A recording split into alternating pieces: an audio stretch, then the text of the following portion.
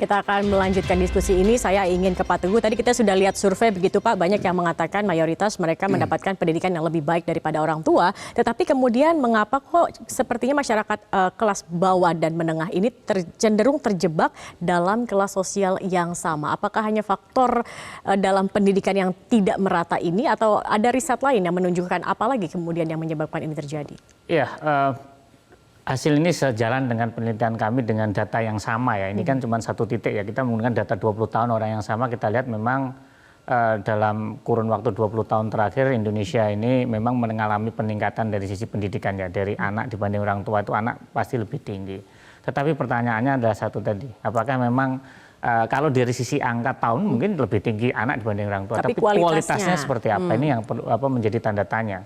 Karena ketimbangan dari kualitas itu semakin tinggi. Itu faktor itu yang pertama, sehingga kalau misalnya kualitas pendidikannya walaupun lebih tinggi belum tentu sesuai dengan lapangan pekerjaan yang ada. Lapangan pekerjaannya membutuhkan mungkin skill yang lebih tinggi. Itu yang pertama. Yang kedua adalah kenapa terjadi stagnansi adalah isu mengenai lapangan pekerjaan. Nggak banyak lapangan pekerjaan yang tersedia di sektor formal.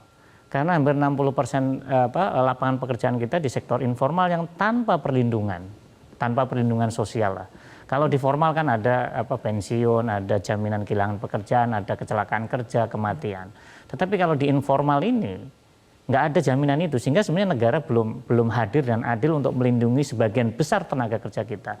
Sehingga pertanyaannya adalah sektor informal ini sangat rentan karena gajinya kan bisa jadi bukan nggak dapat gaji, tapi pendapatannya harian, mingguan. Sekali dia kena sakit pasti langsung drop pendapatannya. Sehingga mungkin yang perlu dilakukan oleh negara adalah agar tadi pendidikan atau apapun itu bisa diterjemahkan menjadi kesejahteraan, yaitu artinya memang kita harus menyediakan lapangan pekerjaan atau bagaimana memperbaiki kualitas pekerjaan kita. Baik. Lebih ke arah sektor formal. Oke, baik. Kita akan melihat lagi Pak Teguh, Pak Asep dan juga Pak Sukidi, ada polling juga yang kami lakukan terkait dengan apakah masyarakat ekonomi lemah mudah mendapat pendidikan berkualitas. Ini yang tadi ya.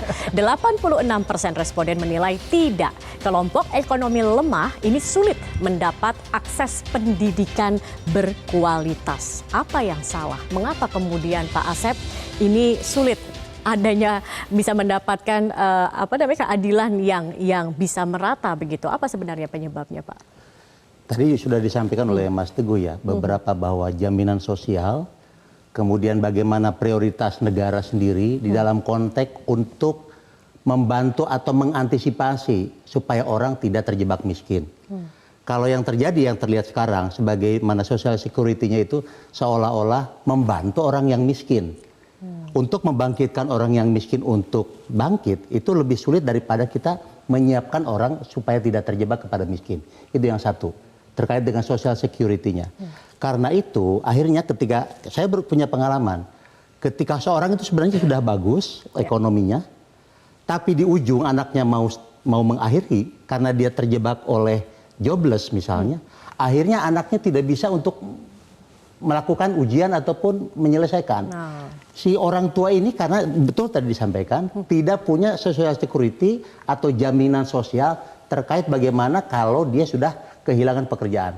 Itu yang menjadi bagian bagaimana kita tidak menyiapkan kepada orang tua atau kepada masyarakat supaya orang itu tidak terjebak. Meskipun saat ini sudah banyak misalkan program pendidikan yang gratis dan lain-lain. Betul, tetapi lebih kepada namanya poor law. Lebih baik memilih seolah-olah hukum itu atau aturan ini lebih membantu secara konsumtif, tidak menyiapkan orang untuk lebih produktif sehingga bisa mengantisipasi di dalam konteks pendidikan ataupun pembiayaan sekolah ataupun kehidupan itu sendiri.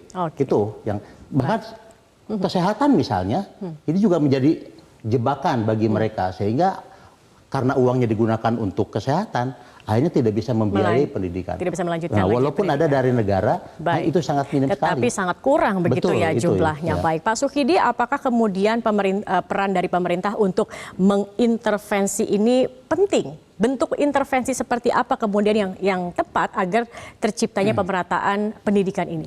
Penting sekali Mbak Zaki. Intervensi pertama adalah pemerintah harus mampu menaikkan pertumbuhan ekonomi 7-10%. Oke.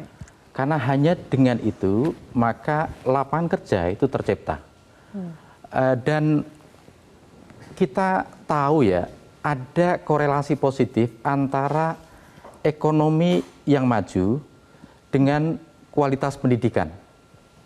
Karena itu kampus-kampus terbaik di dunia itu pasti berada di satu negara di mana ekonominya bagus.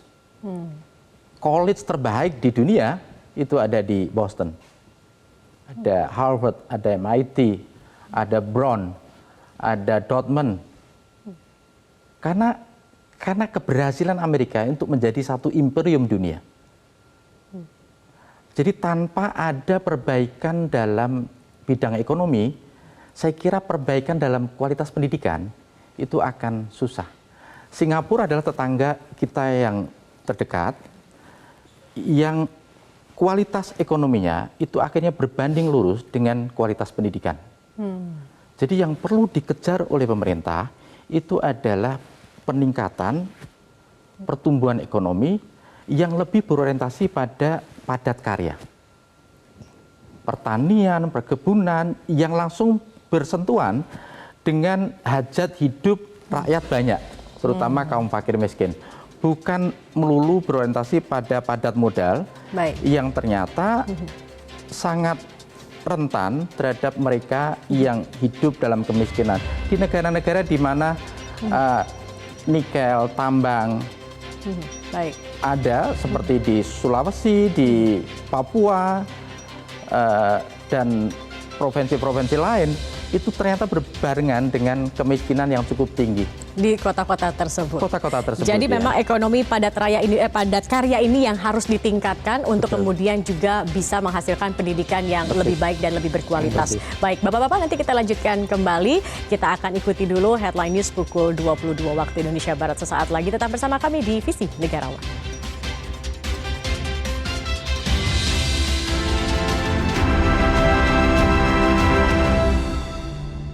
Jelajahi cara baru mendapatkan informasi. Download Metro TV Extend sekarang.